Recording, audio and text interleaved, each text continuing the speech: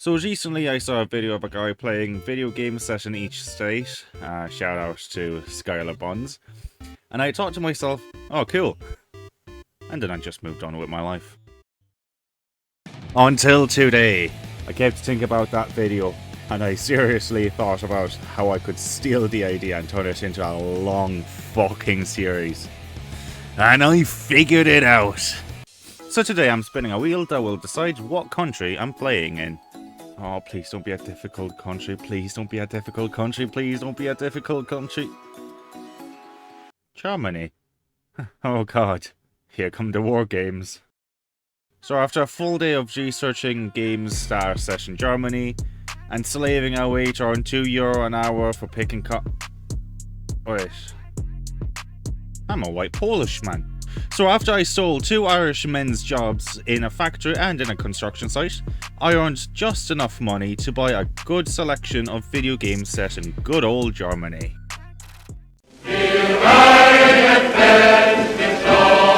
So the first game I played is titled Beyond Castle Wolfenstein, and it was interesting to say the least. The game was developed and published by Muse Software in 1984. Now, if you've ever heard of that company, then you are definitely lying to yourself because they stopped making games in 1985. However, if you recognize the title of the game, then that's because Castle Wolfenstein and Beyond Castle Wolfenstein, I will struggle a lot saying Wolfenstein. Anyways, these are the first 2 installments into the Wolfenstein franchise. And I know I'll be saying Wolfenstein so much more, so I'll actually keep a counter for every time I say Wolfenstein.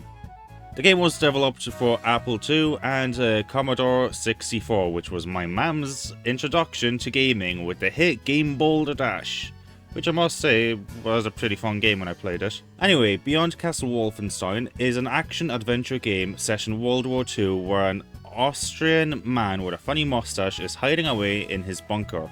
Your task is to traverse the levels of the bunker, retrieve a bomb, and place it outside the door of the room where our favourite Austrian painter is holding his meeting. If you successfully complete the task, you're rewarded with a high-resolution graphic of the bunker exploding and the players running away. Now, the game sounds simple, but without researching what you're supposed to be doing, it's extremely fucking difficult. What? For example, I had no idea that I actually had to have a correct pass or bribe guards who asked me to. I just assumed they were giving me a pass to show to a different guard. I also missed the entire point of the game being a stealth-based game until my 3rd attempt. I know for a fact that I will never play Castle Wolfenstein or Beyond Castle Wolfenstein ever fucking again. Ich bin Schnappi, das kleine Krokodil. The next game I chose is titled The Beast Within, a Gabriel Nice Mystery, which is an FMV game made and published by Sierra Online in 1995. For those clueless as to what an FMV means, it stands for Full Motion Video. The game starts with a crowd of distressed German people asking Gabriel Nice to take care of a werewolf that they say had killed Sepp Huber's daughter, as the police doesn't believe that it could be a werewolf and instead a wolf that escaped a zoo 2 months prior to the murder of the daughter. Now, I must confess I didn't play much of the game as I had a full day booked out for other things, so I only gave the game an hour to impress me.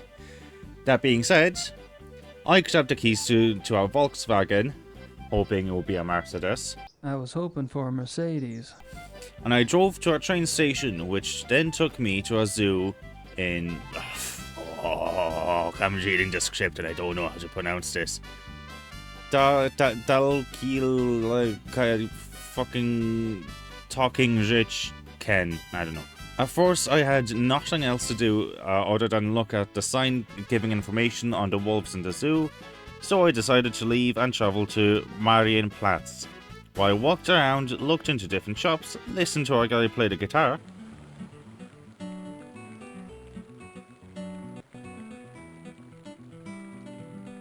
and even got offered Weisswurst. What's good today? Weißwurst ist sehr gut. which I wanted to take, but for some reason this American prick refused to buy it. After that I took off to Prinz Regreteno Platz Kurva, where an angry German man cursed me out, called me a fat fucking American, and swore to stuff my mother with German Schwanz, whatever that means. Kommissar Leber, wer möchte mit dem Sport? Wen? Sie sind? So just like the pussy that I am, I walked away knowing that if I stand up for myself, that man would start the Third World War. And I travelled back to the zoo, where I finally bumped into Robert, Thomas. who feeds the animals in the zoo. It was as useless as a tampon inside a man's ass, so I had to speak to his boss, who was a little bit weird about wolves, and I swear if he would have been born as a Gen Z, he'd be wearing a wolf fursuit and sticking a wolf dildo up his ass. After I interviewed the man, I decided to quit. Overall, I enjoyed the game, and I do see myself going back to play the first game before continuing this one.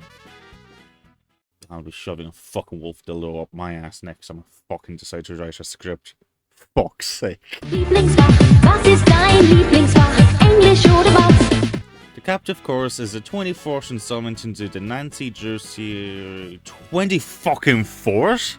Fuck, I hope I won't need to know the plot of the previous games. This game is a point-and-click adventure game developed in 2011 by Her Interactive. Oh boy. Made by a woman. The game follows a female investigator, Nancy Drew, who was invited to investigate the local legendary monster that captures young women, just like I do. Just like the previous game, I had limited time, so here's what I did. A child forced me to find matching monsters before he got his ass whooped by his father, a fat stereotypical German man. Lucas, I'll have a little talk with him later. Then I got lost in the castle before I met an old lady that at first seemed nice, but immediately showed off that she's a fucking bitch that deserves to be bonked in the fucking head. Knock the granny out. Kill her or something. Don't kill her, but knock her out. Bonk her in the head with something. Take stuff from her bag. Then I found a gift shop where a sexy German lady was working. I spoke to her, but honestly I forgot what she was saying because I could only focus on her huge, massive fucking tits. After I checked the prices on the gifts and contemplated buying the t-shirt, I decided to finally see the stereotypical German man, and I accidentally found him playing with his Barbie dolls. I chose not to question it, and instead I asked him about the monster, but then curiosity started killing me, so I had to ask him about the toys. Earlier, you hid some things when I came in. Were they dolls?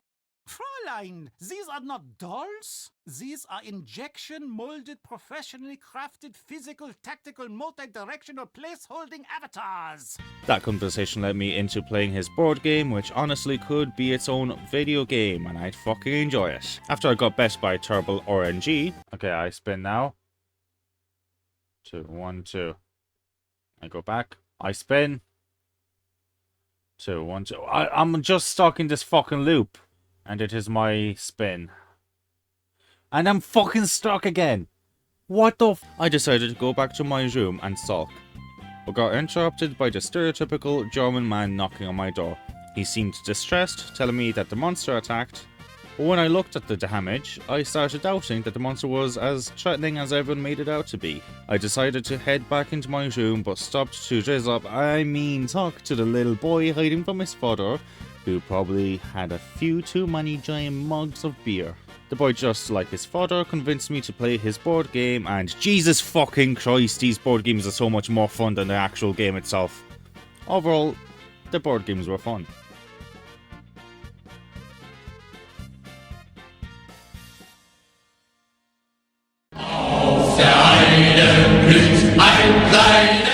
Call of Duty World at War. The title fills me with so much nostalgia.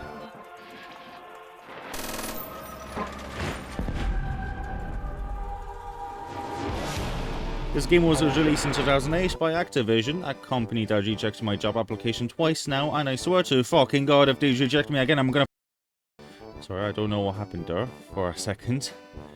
Anyway, I chose not to play the campaign because not all of it was set in Germany, and I wasn't going to play that entire game for 80% of the gameplay to be cut out. Wait. I'm still going to cut out most of my footage. The video lagged because I have a shit laptop that can't handle recording and gaming at the same time. Fuck. Yeah, so I can't use my footage of the gameplay because it looks like this.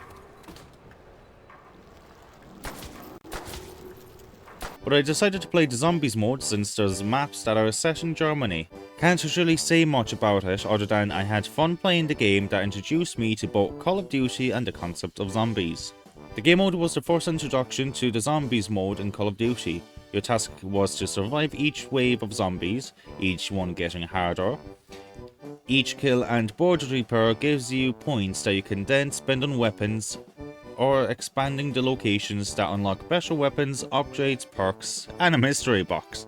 I'm shit at this game mode, only lasting 4 rounds, but this is still so enjoyable, and if you've never played it, I highly recommend you check it out.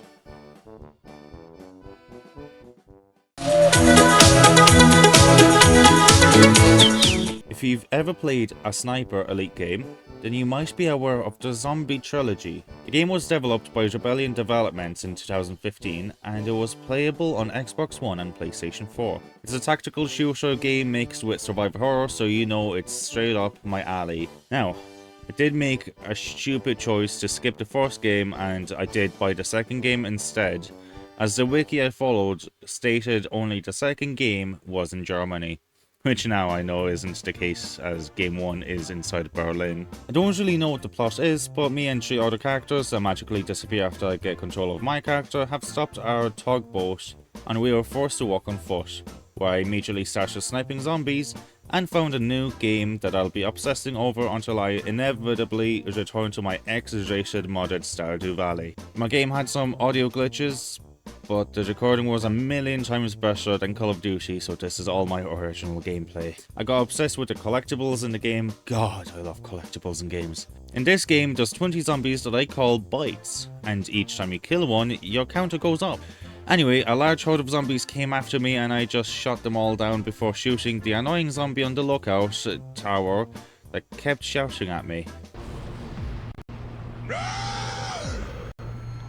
Eventually, I did reach a checkpoint where more zombies came after me before I accidentally blew myself up thinking F button, turned on a flashlight. I reached my last checkpoint, which triggered a large horde of zombies coming after me. I took them all down, went to the safe house, and I called it a day with this game.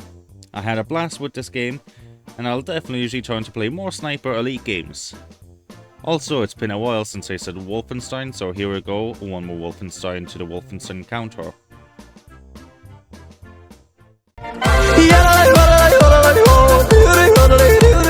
Next game on the list is Heidelberg 1693, which is a platformer game set in Germany.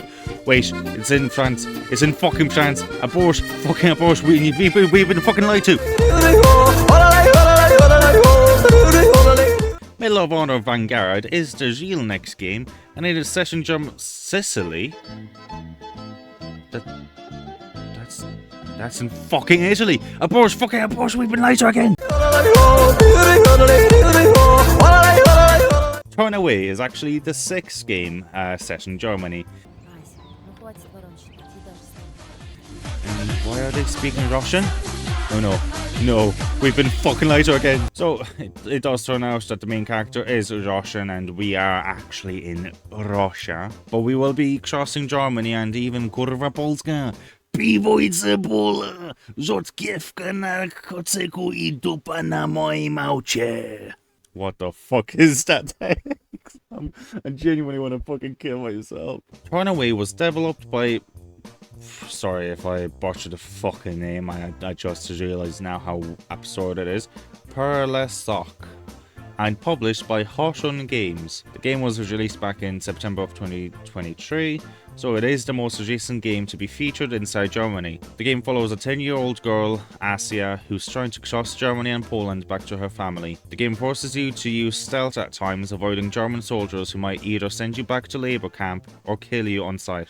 This game is actually the only one that made me feel a little bit sad while playing it, as the game does show how horrible war can be, and how it can affect children. Actually, the developers did say on their website that the game is based on real diaries written by children during war. The small part of what I played doesn't give enough justice to this game. I seriously highly recommend you check it out. Mein bester Freund, die Kackwurst, ist... Lastly, I played Wolfenstein The New Order, developed by Machine Games and published by Bethesda in 2014.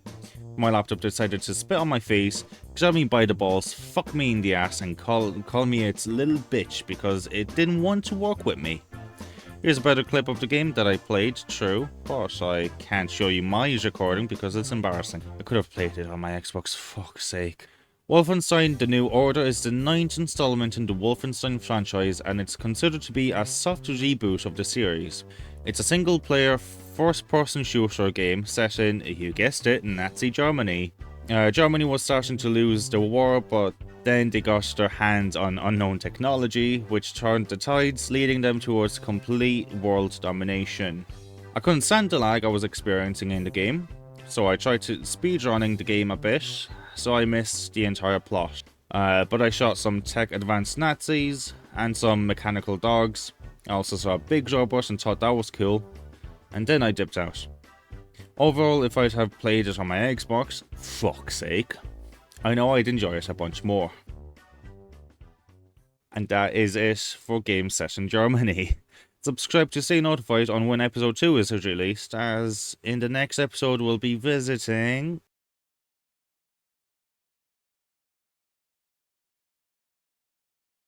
Ah, fuck, Kenya?